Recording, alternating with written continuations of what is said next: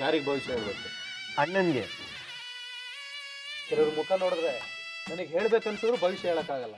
ಆದ್ರೆ ಇವ್ರ ಮುಖ ನೋಡ್ತಾ ಇದ್ರೆ ಭವಿಷ್ಯ ಹೇಳ್ಬೇಕನ್ನಿಸ್ತಾ ಇದೆ. ಇವ್ರ ಮುಖದಲ್ಲಿ ರಾಜ್ ಕಳೆ ಎದ್ದು ಕಾಣಿಸ್ತಾ ಇದೆ. ಅಯ್ಯೋ ಸ್ವಾಮಿಗಳೇ, ಏನು ಕಳೆನೋ ಕೊಳೆನೋ ಆಯ್ಕೊಂಡು ತಿಂತಾ ಇದೀವಿ. ನಮ್ಮ ಕತೆ ಕೇಳೋರು ಯಾರು? ನೀವು ಏನು ಯೋಚನೆ ಮಾಡಬೇಡಿ, ಕವಡೆ ಹಾಕಿ ಎಲ್ಲ ನಾನು ಬಗೆಹರಿಸ್ತೀನಿ. ಅದೆಲ್ಲ ಇರಲಿ ಸ್ವಾಮಿಗಳೇ, ಚಾರ್ಜ್ ಎಷ್ಟು ಮಾಡ್ತೀರಿ? ನನ್ನ ಹುಂಡಿಗೆ 1,000ನೋ 2,000ನೋ. ನಿಮಗೆ ಖುಷಿ ಆದ್ರೆ 50,000 ಅಲ್ಲ, ಲಕ್ಷ ಬೇಕಾದ್ರೂ ಹಾಕ್ತೀರಾ. ಅದನ್ನ ನಾನು ಬಾಯ್ ಬಿಟ್ಟು ಹೇಳ್ಬೇಕಾ? ಹ್ಞೂ, ನಮ್ಮನೆ ಹಿತ್ತಲಲ್ಲಿ ದುಡ್ಡು ತೊಗರಿ ಕಾಳು ಬೆಳೆದಂಗೆ ಬೆಳೆದಿದೆ, ಕಿತ್ಕೊಂಬಂದು ಹಾಕ್ಬಿಡ್ತೀನಿ. ಕವಡೆ ಬಿಡಯ್ಯ, ದುಡ್ಡು ಹಾಕಯ್ಯ. ಈ ದುಡ್ಡು ಅನ್ನೋದು 2G ಸ್ಪೀಡಲ್ಲಿ ಕೈಗೆ ಬಂದು 4G ಸ್ಪೀಡಲ್ಲಿ ಹೊರಟೋಗುತ್ತೆ. ಭವಿಷ್ಯನ ನಾನು ಹೇಳಲ್ಲ, ಮತ್ತೆ ಇನ್ಯಾರು ಹೇಳ್ತಾರೆ? ಆ ದೇವ್ರು ಹೇಳ್ತಾನೆ. ಎಲ್ಲ ನಮ್ಮ ದೇವರು ಇಲ್ಲಿಗೆ ಬರ್ತಾನೆ.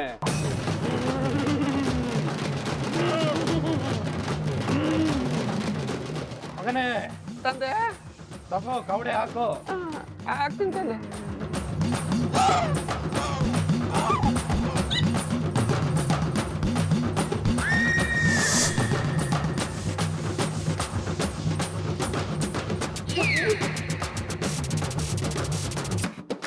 ಏಯ್, ಎಂತ ದರಿದ್ರ ಕಳೆನೋ ನಿಂದು.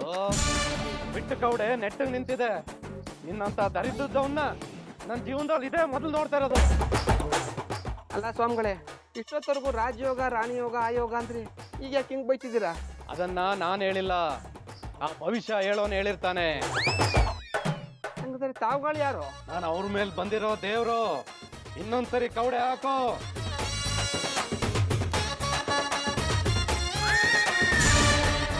ಇದೆಂತ ದರಿದ್ರ ಕೈಯೋ ನಿಂದು. ನಿನ್ ಕೈಯಲ್ಲಿ ದರಿದ್ರ ತಾಂಡವಾಡ್ತಾ ಇದೆ.